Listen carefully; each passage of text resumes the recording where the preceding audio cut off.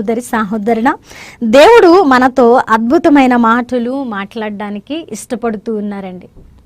ఏంటంటే మరి దేవుడు మన పరిస్థితులు ఎరిగిన వాడు కదా ప్రియమైనటువంటి వాళ్ళారా.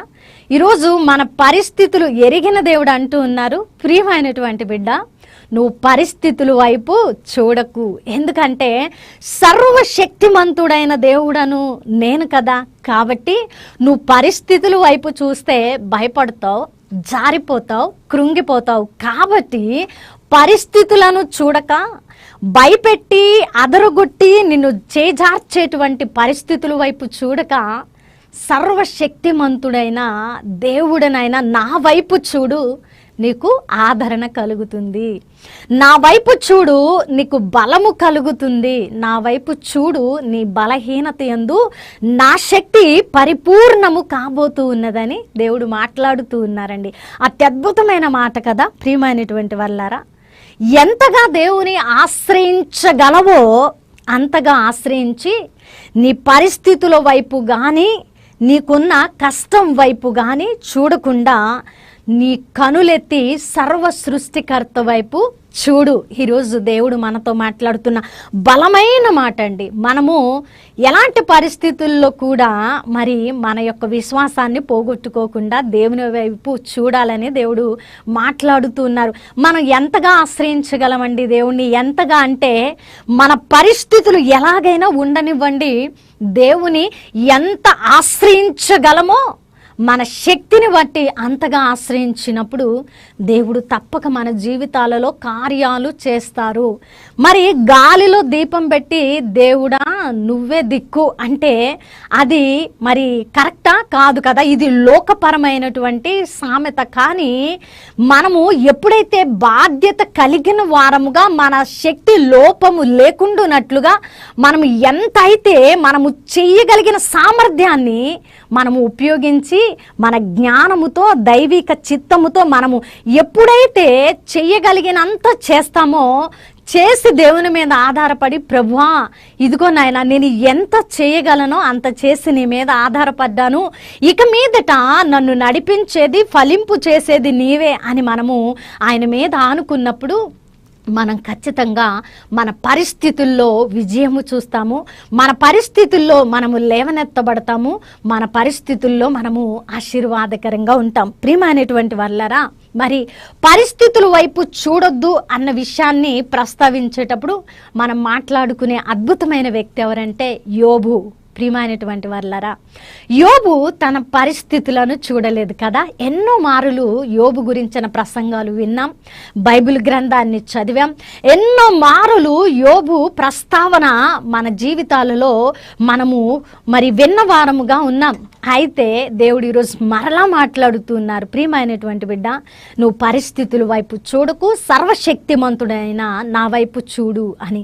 అయితే ఈ విషయంలో మనం మాట్లాడుకోవలసిన అద్భుతమైన వ్యక్తి యోబు.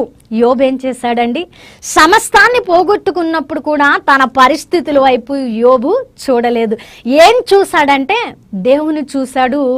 సమస్తము దేవుడే ఇచ్చెను, దేవుడే తీసుకొనెను అని ప్రస్తావించి తన విశ్వాసాన్ని నిలబెట్టుకున్నాడు. ప్రియమైనటువంటి వాళ్ళారా, ఈరోజు మనం కూడా పరిస్థితుల వైపు చూడకుండా దేవుని వైపు చూసి, ఇది దేవునికి తెలియకుండా నా జీవితంలోకి వచ్చిందా, దేవునికి తెలియకుండా ఇది నన్ను ఈ విధంగా మరి ఇబ్బంది పెడుతూ ఉన్నదా, దేవునికి తెలియకుండా నా జీవితంలోకి ఏది రాదు, దేవునికి తెలియకుండా నా జీవితంలోంచి ఏది పోదు అనే విశ్వాసముతో నువ్వు పరిస్థితుల వైపు కాకుండా నిజంగా సర్వశక్తిమంతుడైన దేవుని వైపు నువ్వు చూసినప్పుడు నువ్వు ఖచ్చితంగా బలపరచబడతావు. ప్రియమైనటువంటి వాళ్ళారా, యోబు అంటూ ఉన్నాడు 37వ అధ్యాయం 14వ వచనంలో, ఊరకుండి దేవుని అద్భుత క్రియలను ధ్యానించుము. ప్రియ సహోదరి సహోదరుడా, ఊరకే ఉండు.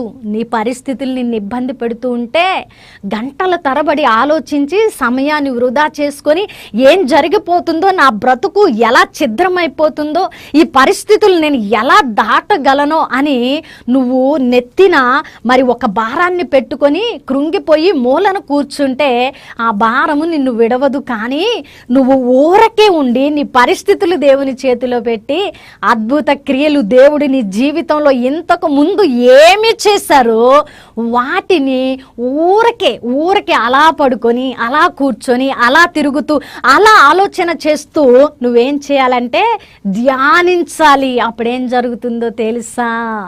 నీ కష్టమైన పరిస్థితులన్నీ కూడా ఎలాగునంటే సమాధానపరచబడతాయి.